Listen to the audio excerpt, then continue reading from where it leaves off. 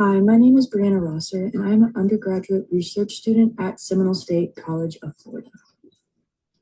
The goal of my research project was to see if toxic Superfund sites played an environmental factor in increased rates of triple-negative breast cancer. Superfund sites are more prevalent in the southeast United States, and triple-negative breast cancer rates are also more prevalent in the southeast United States. I was unable to find information on the rates for triple negative breast cancer per county so that I could compare it to the Superfund site area. So I was not able to conclude that information, but I was able to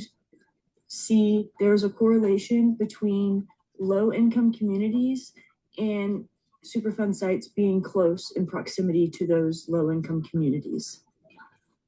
In order to see if the Superfund sites were mainly placed in areas with high poverty rates and low income,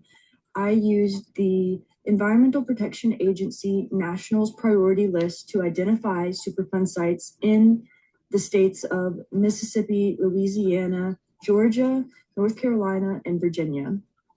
And out of those 5 states, it is a fact that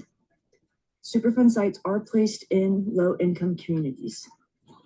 70% of the hazardous waste sites officially listed on the Nationals priority list are located within 1 mile of federally assisted housing.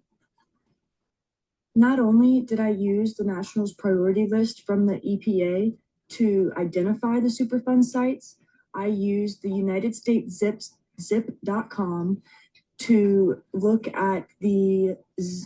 counties in that state in their highest and lowest poverty rates to identify that the Superfund sites were in fact placed in lower income communities with higher poverty rates.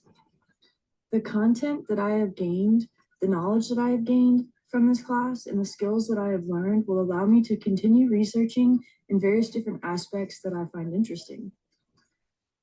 I also believe that any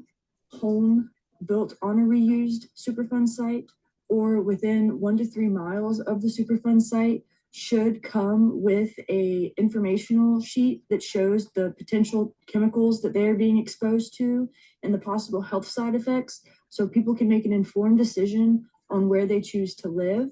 instead of having a health consequence that makes them more curious about what could be in their environment that caused that health related problem. And then they learned that the Superfund site was part of the environmental factor that caused them to have cancer or a reproductive issue or whatever the case may be. From the results from this project, I have learned that we need more representation and we need more activists to stand up and make it known that these areas close to Superfund sites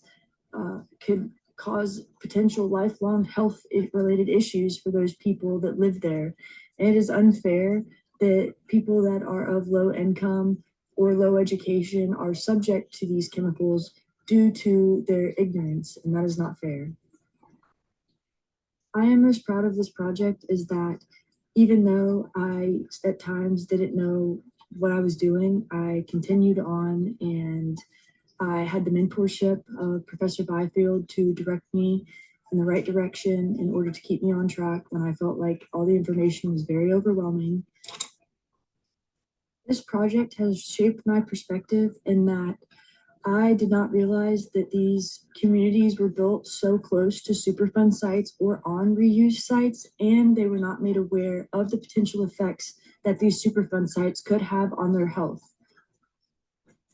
I would like to thank Professor Byfield and the Florida Academy of Science for helping me understand all that goes into research and showing me the ropes to doing undergraduate research.